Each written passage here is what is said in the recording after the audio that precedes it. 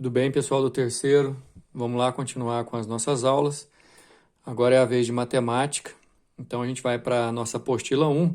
Na frente 4 vocês vão encontrar o módulo 5, na página 115, 114. Agora a gente vai falar sobre triângulos. Eu gosto sempre de estabelecer quais são os principais objetivos para vocês se encontrarem enquanto estão vendo o vídeo. A questão aqui é a gente classificar triângulos para poder entender o que os enunciados falam e dominar três propriedades, principalmente com relação aos ângulos internos e externos de um triângulo, ok? Só que antes disso, vamos para algumas definições que também são importantes. Olha só, um triângulo é formado quando três retas não paralelas entre si se cortam, não paralelas duas a duas, melhor dizendo. E aí, nos pontos de encontro, você acaba formando os vértices do nosso triângulo. É importante você fazer algumas diferenciações, porque assim, triângulo é formado por todos os pontos que estão nas três retas que se encontraram, né? Os três pontos que formam o vértice do triângulo são pontos que são intersecções de duas retas, intersecções das três retas, duas a duas, melhor dizendo, e cada ponto que participa desses segmentos formados são pontos do triângulo, mas não são vértices. Lado AB, lado BC e lado AC são os três lados do nosso triângulo, formado, repetindo, a partir do encontro das três retas não paralelas duas a duas. Importante falar que cada lado se sustenta por o que a gente chama de reta suporte. Então vai ter exercício que às vezes vai citar alguma coisa sobre reta suporte. Por exemplo, para definir ângulo externo, a gente tem que falar da reta suporte. E detalhe para alguma diferença entre triângulo, né, que é o traçado externo, e região triangular, que seria a região interna aqui, né? Triângulo a gente calcula perímetro. Área a gente calcula a região triangular, ok? É assim que a gente define triângulo ABC, de vértices AB e lado ABC e lados AB, BC e AC. E assim, já preparando para os próximos módulos, que a gente vai falar de polígonos, sempre existem algumas coincidências com relação aos números, né? Para o triângulo, por exemplo, sempre aos três. Três vértices, três lados, três ângulos internos, três ângulos externos. A primeira classificação, para a gente lembrar aqui, né, é absolutamente normal você chegar no terceiro ano já lembrando disso, mas estou aqui só para lembrar vocês que existem os triângulos que são equiláteros, os triângulos que são isósceles e os triângulos que são escalenos. A classificação agora é quanto à medida dos lados. Triângulo equilátero é aquele que tem as três medidas congruentes. Triângulo isósceles tem dois lados congruentes e um diferenciado. No triângulo escaleno são os três lados diferentes. O detalhe é que no triângulo equilátero, por exemplo, ele, além de tudo, é uma figura regular, portanto, os ângulos internos também são congruentes. Num triângulo, sempre bom lembrar que opostos a lados congruentes, sempre a gente vai ter ângulos congruentes. Então, se aqui os três lados são congruentes, os três ângulos internos também vão ser. Inclusive, os valores a gente já vai saber, né? Os isósceles também tem dois lados que são congruentes. Portanto, os ângulos daqui, por exemplo, que a gente chama de ângulos de base, serão ângulos congruentes também. E no caso do triângulo escaleno, já que os três lados são distintos, as medidas são diferentes, as medidas de ângulo interno também são diferentes, ok?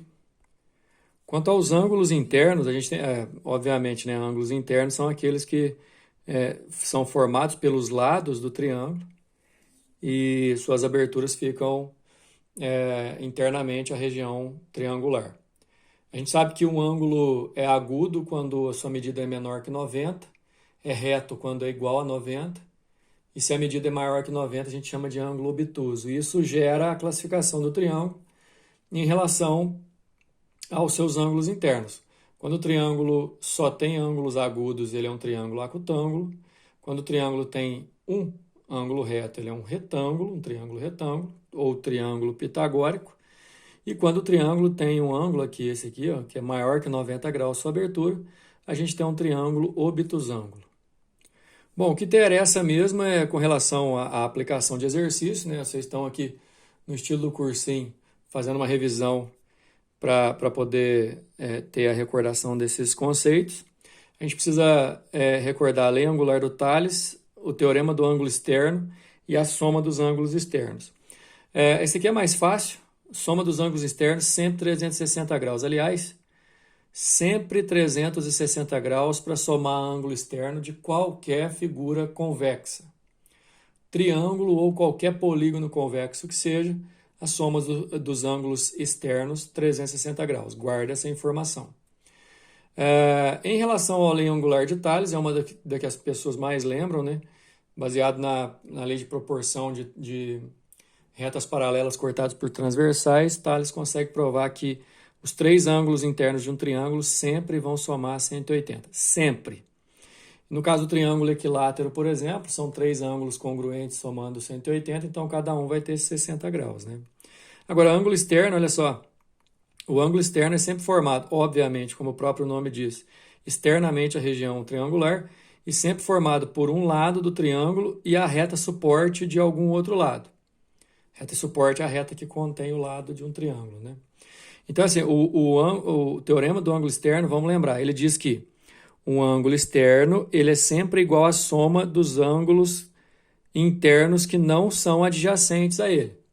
Trocando em português, claro, se você tem um ângulo externo, ele sempre vai ser igual à soma dos dois que estão lá dentro do triângulo, só que longe dele. Ok? Isso a gente vai aplicar bastante nos exercícios.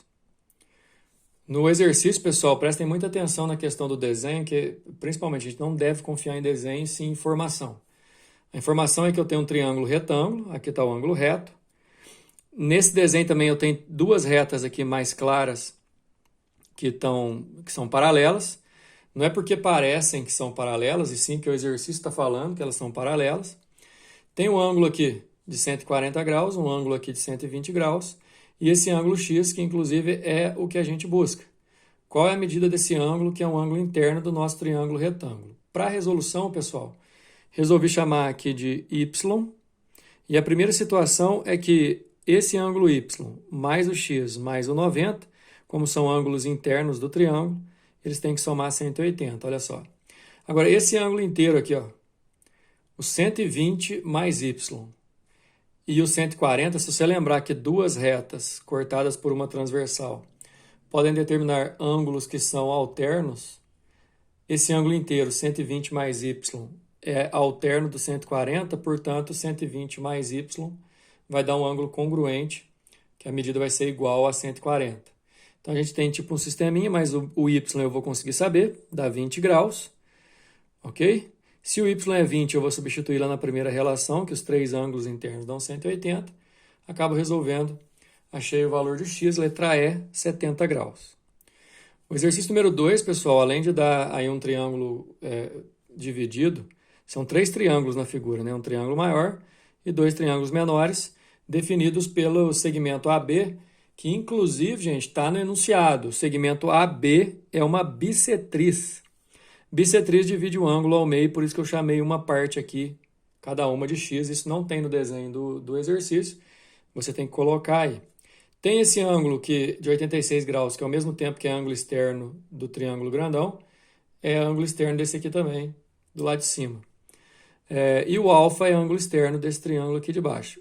O teorema do ângulo externo diz que esse ângulo externo é igual à soma dos dois internos que não estão juntos, não são adjacentes a ele. Então, eu posso escrever que esse 86, em relação ao triângulo grande, ele vai ser a soma desse 43 com esse total aqui que não está perto dele. 86 é igual a x mais x, que é esse ângulo total, mais 43, que é de lá. Tenta enxergar só o triângulo grande. Esse 86 é externo e 2x 43 são os dois internos não adjacentes. Então, eu posso somar os dois para dar esse resultado de 86. Então, somando 2x com 43 igual a 86, eu passo isolando o x, eu achei que Esse x aqui, ó, que eu acabei colocando na resolução, cada um vale 21,5 graus. Aí esse x mais esse alfa também tem que dar 86, pelo mesmo motivo de 86 ser ângulo externo desse triângulo de cima aqui. Então, alfa mais 21,5 dá 86. O alfa é 64,5, letra D. Bora para o número 3, pessoal. Esse número 3 mostra 3 triângulos aí desenhados com alguns vértices em comum. Medidas 3x, 4x, 5x, 6x e 2x dadas. E aí, para a resolução, tipo montar um sistema, eu coloquei esse ângulo y na resolução, que aí automaticamente aqui também vai ser y, porque são opostos pelo vértice. E aqui eu coloquei z, automaticamente ali também é z, porque são opostos pelo vértice. E em cada triângulo, eu tenho 3 ângulos internos, cuja soma dá 180. Então, nesse aqui, se eu somar os 3 ângulos, fica 7x mais y igual a 180. Aqui, fica 5x mais y mais z igual a 180. E nesse, 8 mais z igual a 180. Tem essas 3 equações. Qual que é a minha ideia? Para achar o x, eu vou somar essas duas equações de cima e subtrair a de baixo. Bora lá? 7x com 8x dá 15x, subtraindo 5x dá 10x. Se eu fizer y mais z subtraindo y mais z, os dois desaparecem. 360 da soma aqui menos 180 vai dar 180. Passou 10 dividindo. 18 graus é a resposta, a letra C do número 3. Bom, finalizando aí, tem o exercício número 4, que tem vários triângulos no desenho. Tem a informação de que esse ângulo aqui é 8x, esse ângulo externo aqui de 5x. O restante eu que acabei colocando por conta da resolução.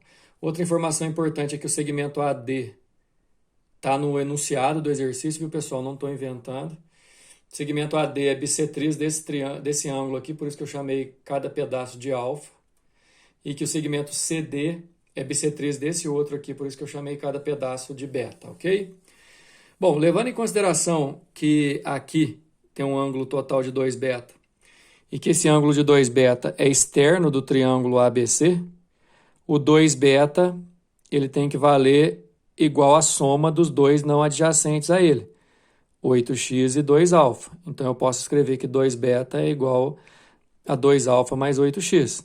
O que, por exemplo, se eu simplificar por 2, dá que beta é igual a alfa mais 4x, certo? Bom, aqui, só para lembrar que aqui tem que somar 180, né? Então, esse pedacinho de dentro aqui fica 180 menos o pedaço de fora, que é 5x, e que acaba que esse pedaço aqui e um dos alfas aqui embaixo, para o triângulo ACD, os dois somados tem que ser igual ao ângulo externo dele aqui, que vale beta. Então, quer dizer que o beta vale 180 menos 5x mais alfa. Fazendo que beta é alfa mais 4x e também é 180 menos 5x mais alfa, eu posso igualar os dois, eu já elimino o alfa. Eu jogo o 5 para lá, somando a 9x, que é igual a 180 que sobrou. Isolou o x, deu 20 graus, a resposta é a letra C. Beleza? Aula de triângulo. Não esquece, soma de 180 dos ângulos internos. O ângulo externo é sempre igual à soma dos dois não adjacentes, que estão internos. Beleza? Até mais.